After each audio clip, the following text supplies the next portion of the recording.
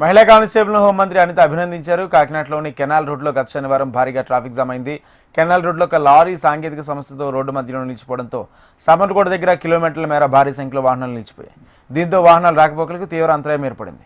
రోడ్లపై వాహనాలు నిలిచిపోవడంతో డ్యూటీలో లేకపోయినా బిడ్డను ఎత్తుకుని ట్రాఫిక్ను చక్కదిద్దారు మహిళా కానిస్టేబుల్ జయశాంతి.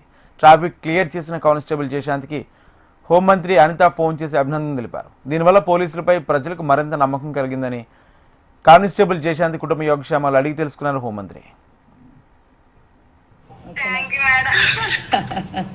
ఇందుకు కొడుక కూతురా నీకు? బాబు మేడం, బాబు మేడం. ఎంత ఏజ్ ఎంత? 2 సంవత్సరాలు 5 నెలలు మేడం.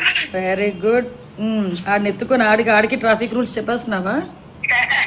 చెప్పాలి కదా మేడం, మన వెరీ బాధ్యత గుడ్. మేడం. మీతో పోల్చుకుంటే నిజంగా నాకు చాలా ఇన్స్పిరేషన్ మేడం. మీరు అనగా లోకేశ్వరరావు మిస్సెస్ బ్రాహ్మణి గారు అనగా మన రామ్ చరణ్ గారు మిస్సెస్ అనగా, అంటే మీరు ఏంటంటే ప్రపంచానికి మనకేంటో ఏదో ఒకటి చెయ్యాలి, ప్రజలకి చేస్తారు కదా మేడం. అది చాలా ఇష్టం మేడం నాకు.